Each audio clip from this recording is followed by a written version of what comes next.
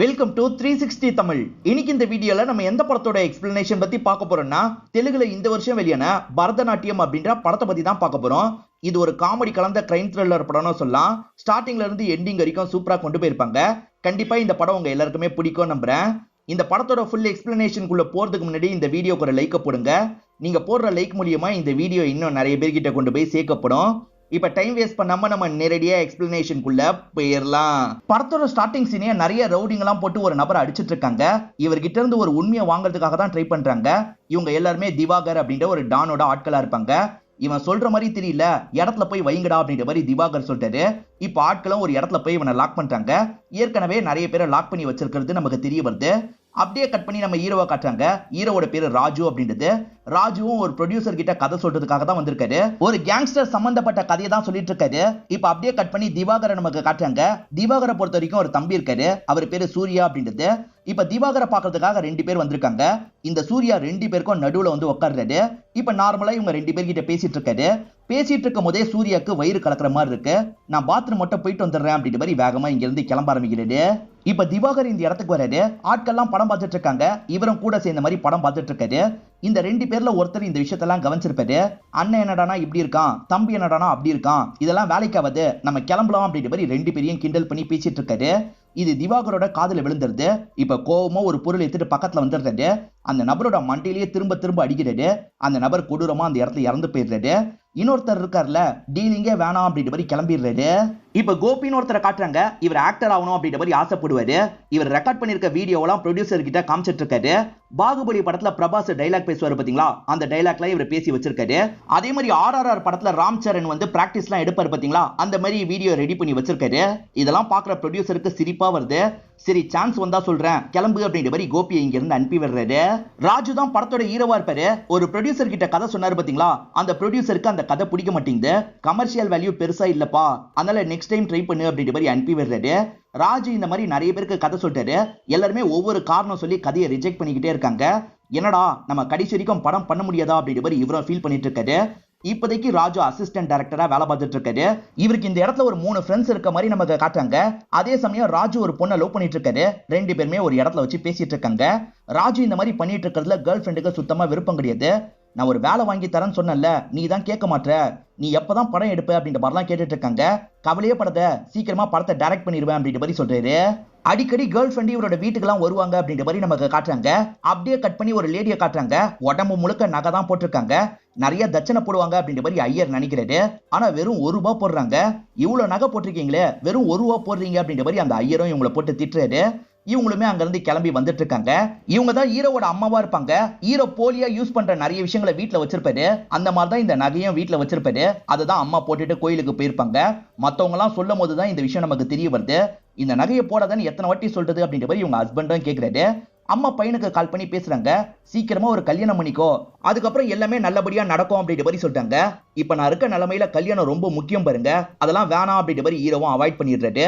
ஹீரோக்கு 3 ஃப்ரெண்ட்ஸ் இருக்காங்கன்னு சொன்னா பாத்தீங்களா, அவங்க கிட்ட இவர் உட்காந்து பேசிட்டு இருக்காரு. அப்பதான் இவர் ஆர்டர் பண்ண ஒரு பொருள் இந்த இடத்துக்கு வந்துருது. ஃப்ரெண்ட்ஸ் என்ன பொருள் அப்படின்ற மாதிரி கேக்குறாங்க. சீக்ரெட் மைக்கு தான் அப்படின்ற மாதிரி சொல்லிட்டாரு. நிறைய மைக்க வச்சிருக்காரு. அங்கங்க இந்த மைக்கை செட் பண்ண போறேன், நிறைய பேர் பேசுறத கேட்டா கதைக்கான ஐடியா கிடைக்கும்ல, அதுக்காக தான் இப்படி ஒரு முடிவை எடுத்தேன்னு சொல்றாரு.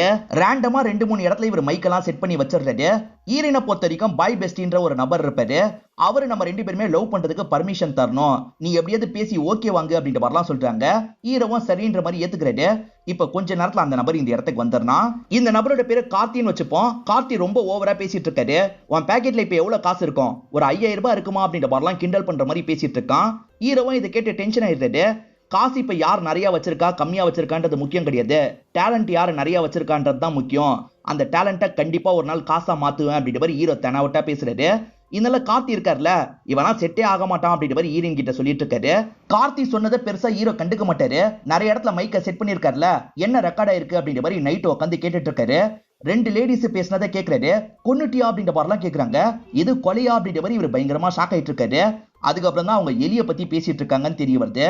அட பாவமே, எலிய பத்தி தான் பேசுனீங்களா அப்படின்ற மாதிரி யோசிக்கிறாரு. நம்ம ஏன் இதை கொலையா மாத்தி கதையை கிரியேட் பண்ணக்கூடாதுன்னு யோசிக்கிறாரு.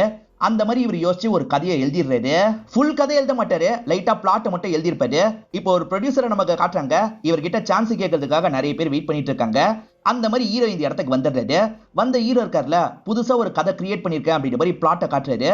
பிளாட் நல்லா இருக்குப்பா, நீ டெவலப் பண்ணு அப்படின்ற மாதிரி அவரும் சொல்லிட்டாரு. சரின்ற மாதிரி ஹீரோவும் சந்தோஷமா இங்க இருந்து கிளம்ப பாக்குறாரு.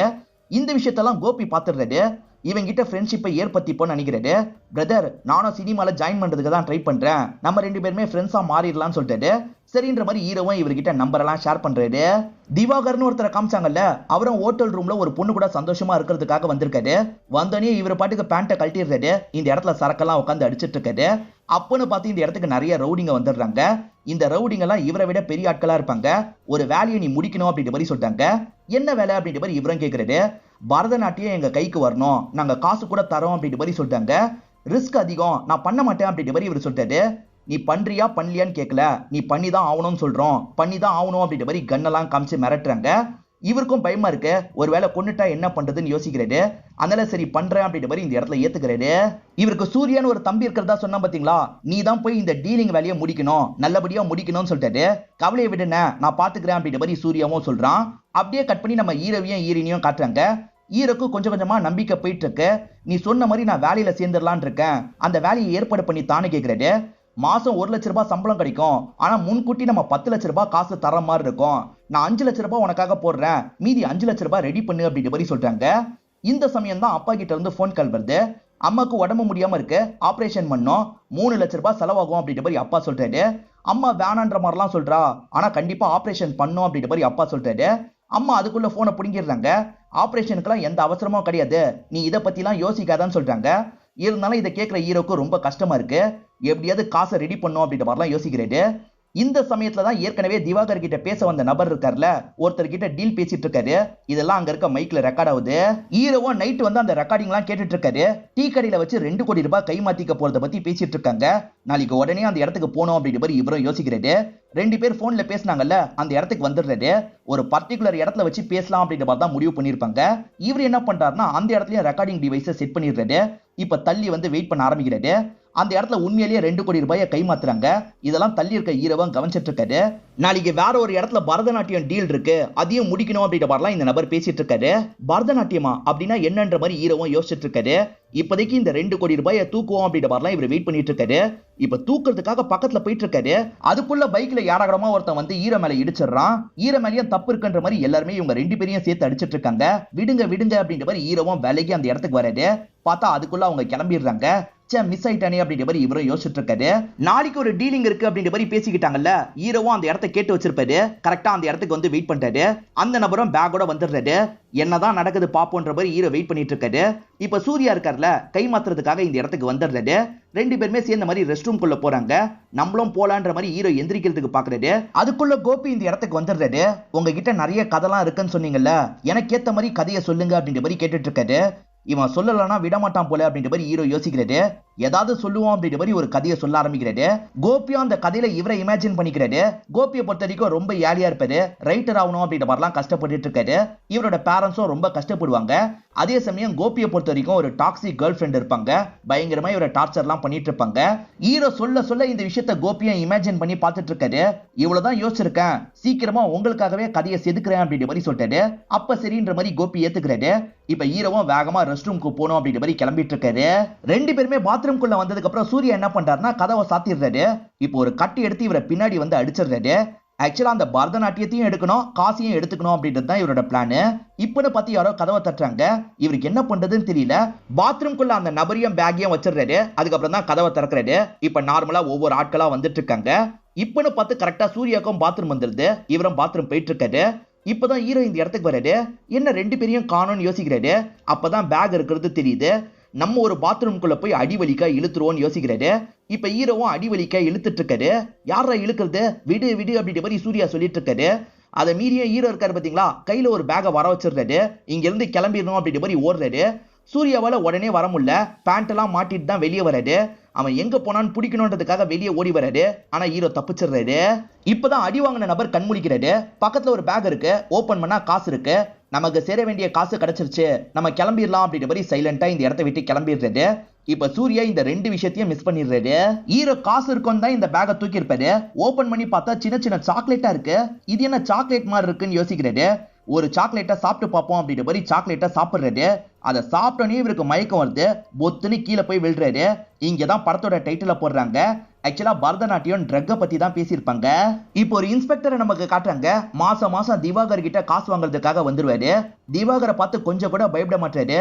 இந்த மாசம் காசை எப்ப தருவே அப்படின்ற மாதிரிலாம் தெனாவட்டா பேசிட்டு இருக்காரு. இத பாக்குற சூர்யாக்கு கோவம் வருது. என் அண்ணங்கிட்டே கோவப்படுறியா, அவ்வளவுதான் நீ அப்படின்ற மாதிரி மிரட்ட ஆரம்பிக்கிறான். பதிலுக்கு இன்ஸ்பெக்டரும் கோவப்பட்டு சண்டை போடுறதுக்காக வராரு. ஆனா திவாகர் இருக்காரு பாத்தீங்களா, 2 பேரையும் கண்ட்ரோல் பண்ணிட்டு இருக்காரு. நீங்க போங்க அப்படின்ற மாதிரி இன்ஸ்பெக்டர் அனுப்பி வச்சிடுறாரு. அவன் மோசமான ஆளு, தேவையில்லாம வாய விடாது அப்படின்ற மாதிரி தம்பி கிட்ட சொல்லிட்டாரு. சரி போன வேலை என்ன ஆச்சுன்னு கேக்குறாரு. வேலை சொதப்பிக்குச்சுல, அதை பத்தி எல்லாம் தம்பி சொல்றாரு. ஒரு வேலைக்கு நீ லாய்க்கு இல்லடா அப்படின்ற மாதிரி தம்பியை போட்டு இவர் பயங்கரமா திட்டுறாரு. அந்த மாத்திரையை போட்டோன்னா ஹீரோ மயங்கின மாதிரி காமிச்சாங்கல்ல, ரொம்ப போதையான ஸ்டேஜுக்கு போயிருப்பாரு. இல்யூஷன்லாம் நிறைய வந்திருக்கும். இதெல்லாம் இதுக்கப்புறம் வச்சிருக்க கூடாது, தூக்கி போட்டணும்னு யோசிக்கிறாரு. இப்ப நைட்டு நேரம் பைக்ல ஒரு இடத்துக்கு வந்துடுறாரு. அந்த பேக்கை தூக்கி போட்டுட்டு வேகமா கிளம்புறாரு. இவர் வந்துட்டு போனதை ரோட்ல படுத்துட்டு இருக்க ஒரு பெரியவர் பாத்துருவாரு. இப்ப காலையில சமயம் ஹீரோவோட வீட்டுக்கு போலீஸ் வந்துடுறாங்க. இதான உன்னோட பைக் நம்பர்னு கேக்குறாங்க. ஹீரோவும் ஆமான்னு சொல்லிட்டாரு. ஸ்டேஷன் வரைக்கும் வான்ற மாதிரி இந்த கான்ஸ்டபிளும் கூட்டு வந்துடுறாரு. ஸ்டேஷனுக்கு வந்ததுக்கு அப்புறம் தான் ஹீரோக்கு ஒரு விஷயம் தெரிய வருது. நைட் ஒரு பெரியவர் பார்த்தாரு பாத்தீங்களா, அவர் தான் கம்ப்ளைண்ட் மாதிரி பண்ணிருக்காரு. பேக்ல அப்படி என்ன இருக்குன்னு தூக்கி போட்டு அப்படின்ற மாதிரிலாம் கான்ஸ்டபிள் கேட்டுட்டு இருக்காரு. இப்போ ஓபன் பண்றதுக்கு பாக்குறாரு.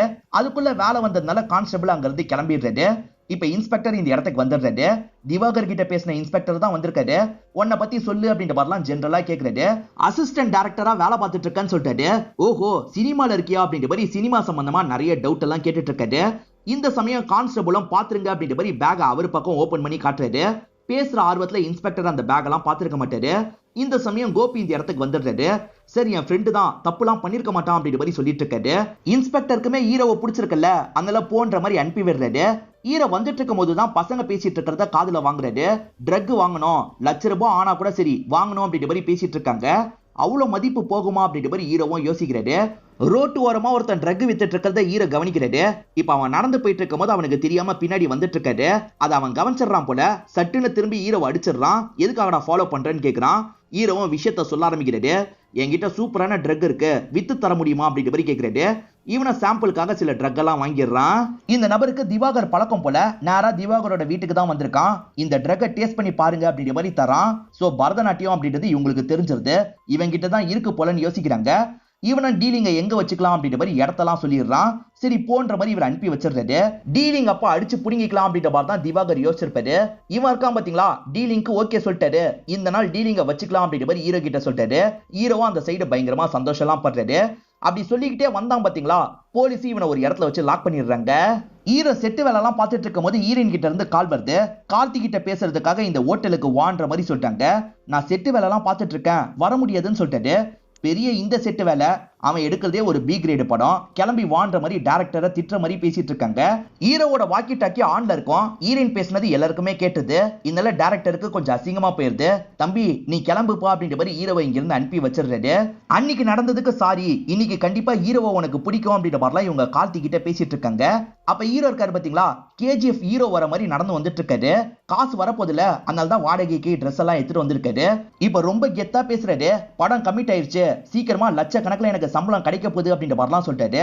இதனால இந்த கார்த்தி இருக்கார்ல ஓகேன்ற மாதிரி ஹீரோயின் கிட்ட சொல்லிடுறாரு. அதே சமயம் அம்மாக்கு கால் பண்ணி பேசுறாரு.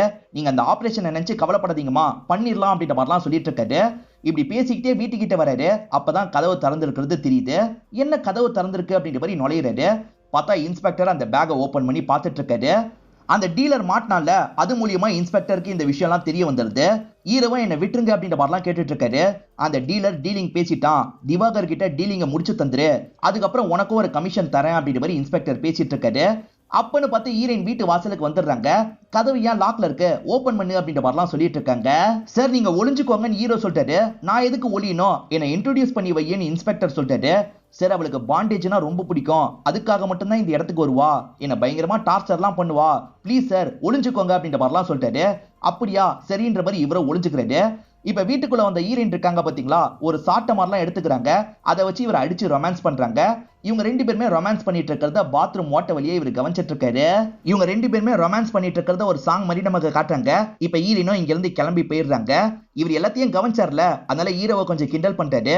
சரி இப்ப திவாகருக்கு கால் பண்ணி பேசு அப்படின்ற மாதிரி கால் பண்ண ஆரம்பிக்கிறாரு. ரெண்டு ரவுடிங்க தானே வேலையை கொடுத்தாங்க. இப்ப திவாகரை பாக்குறதுக்காக வந்துடுறாங்க. எங்கன்னு கேக்குறாங்க. திவாகருக்கு என்ன சொல்றதுன்னு தெரியல. ஆன் த வேல இருக்கு, நீங்க போயிட்டு நாளைக்கு வாங்கன்னு சொல்றாரு. முடியாது, நாங்க வெயிட் பண்றோம் அப்படின்ற மாதிரி சொல்றாங்க. இந்த சமயத்துல தான் கரெக்டா ஹீரோ கிட்ட இருந்து கால் வருது. ஹீரோவும் காசு தந்துட்டு வாங்கிட்டு போ அப்படின்ற மாதிரிலாம் சொல்றாரு. சூர்யாவும் எங்க வந்து வாங்கணும் அப்படின்ற மாதிரி அட்ரஸ் எல்லாம் கேட்டு வச்சுக்கிறாரு. வாங்க போயிட்டு வந்துடலாம் அப்படின்ற மாதிரி ஆட்கள் கிட்ட சொல்றாரு. ஆட்கள் எல்லாம் கூட்டிட்டு போக கூடாது, நீ மட்டும் போயிட்டு வான்ற மாதிரி இந்த ரெண்டு பேர் சொல்றாங்க. இதனால அண்ணனும் போயிட்டு வா அப்படின்ற மாதிரி சூர்யா கிட்ட சொல்றாரு. இப்ப சூர்யா மட்டும் காசு எடுத்துட்டு கிளம்புறாரு. இந்த இன்ஸ்பெக்டர் சம்பந்தப்படுறது தெரியக்கூடாதுன்னு நினைக்கிறாரு. நான் பாத்ரூம்ல போய் ஒளிஞ்சுக்கிறேன், நீ மட்டும் வேலையை முடின்னு ஹீரோ கிட்ட சொல்றாரு. ஹீரோவும் சரின்ற மாதிரி ஏத்துக்கிறாரு. இப்ப அந்த தம்பி இருக்கான் பாத்தீங்களா, இந்த இடத்துக்கு வந்துடுறான். ஹீரோவும் மாஸ்க் போட்டு கதவை திறக்கிறாரு. நம்ம அடையாளம் தெரியக்கூடாதுன்றதுக்காக இப்படி பண்றாரு. இவனும் உள்ள வந்து பரதநாட்டியம் இருக்கான்றத கன்ஃபார்ம் பண்ணிடுறான். இப்ப ஹீரோ கதவை சாத்திட்டு உள்ள வரலாம்னு நினைக்கிறாரு. அதுக்குள்ள ஹீரோவோட மண்டையில அடிச்சு ஹீரோவை மயக்கிறான். ஹீரோவோட ரூம்ல நிறைய பொருள் இருக்கு பாத்தீங்களா, அதெல்லாம் போட்டு பார்த்து இவன் ஜாலியா ஃபன் பண்ணிட்டு இருக்கான். அப்பன்னு பத்தி இவனுக்கு வயித்த கலக்க ஆரம்பிச்சிருது. இப்ப ஹீரோவை வேகமா ஒரு சேர்ல லாக் பண்ணி வச்சிடறான். பாத்ரூம்க்கு போலாம் அப்படின்ற மாதிரி பாத்ரூம்க்கு வந்துடுறான். இவன் என்ன இங்க வரான்ற மாதிரி அந்த இன்ஸ்பெக்டரும் பயந்த மாதிரி ஒளிஞ்சிருக்காரு. இப்ப அண்ணனோ கால் பண்ணி கிடைச்சிருச்சான்னு கேக்குறாரு. கிடைச்சிருச்சு அப்படின்ற மாதிரி சொல்றான். கிடைச்சிருச்சுன்னா வர வேண்டியதானே அப்படின்ற மாதிரி கேக்குறாரு. அதுக்குள்ள எனக்கு வந்துருச்சு, அதனால தான் போயிட்டு இருக்கேன் அப்படின்ற மாதிரி இவனும் சொல்றான். சரி போயிட்டு சீக்கிரமா வான்ற மாதிரி இவரும் சொல்றாரு. இந்த சமயம் இன்ஸ்பெக்டர் இவனை ஷூட் பண்ணிடலான்ற மாதிரி எய்ம் பண்ண பாக்குறாரு. அதுக்குள்ள ஒரு சவுண்ட் வந்துருது. இல்ல இவன் சுதாரிச்சு கன் எடுத்துறான். ரெண்டு பேருமே மாத்தி மாத்தி இந்த இடத்துல ஷூட் பண்ணிடுறாங்க. ஹீரோ இப்பதான் மயக்கத்துல இருந்து கண்முழிக்கிறாரு. இவர் கூட வேலை பாக்குற அண்ணா மயங்கி விழுந்திருக்காரு. இவர் ஏன் விழுந்திருக்காரு அப்படின்ற மாதிரி இவர் கஷ்டப்பட்டு கட்டெல்லாம் கழட்டி அந்த அண்ணனுக்கு பக்கத்துல வந்து எழுப்புறாரு. எந்திரிச்ச அண்ணனும் பாத்ரூமை காட்டுறாரு. என்னன்ற மாதிரி இவங்க ரெண்டு பேருமே பாத்ரூம் வந்து பாக்குறாங்க. அந்த இடத்துல பார்த்தா மாத்தி மாத்தி சுட்டு அவங்க ரெண்டு பேருமே இறந்து போயிருக்காங்க. இப்ப என்ன பண்றதுன்னு தெரியாம ஹீரோவும் இந்த அண்ணன் கூட டிஸ்கஸ் பண்றாரு. எப்படியாவது டிஸ்போஸ் பண்ணிடலாம், ஹெல்ப்புக்கு அந்த கோபியை வர சொல்லியிருக்கேன், கோபி கிட்ட நம்ம டிராமா மாதிரியே பிளே பண்ணுவோம் அப்படின்ற மாதிரி சொல்லிட்டாரு. ஹீரோவும் சரின்ற மாதிரி இந்த இடத்துல ஏத்துக்கிறாரு.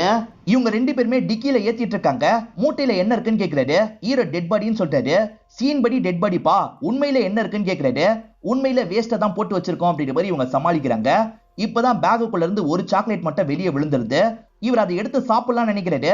இவங்க வேணாம்னு சொல்லிட்டு இருக்காங்க. அதுக்குள்ள அவர் அந்த சாக்லேட்டை சாப்பிட்டுறாரு. ஹீரோ சாப்பிட்டோன்னே மயங்கினார்ல, ஆனா இவரு நார்மலா தான் இருக்காரு. இப்ப காரெல்லாம் ஓட்டிட்டு இருக்காரு. கதை சொல்லுங்கன்னு ஹீரோ கிட்ட கேக்குறாரு.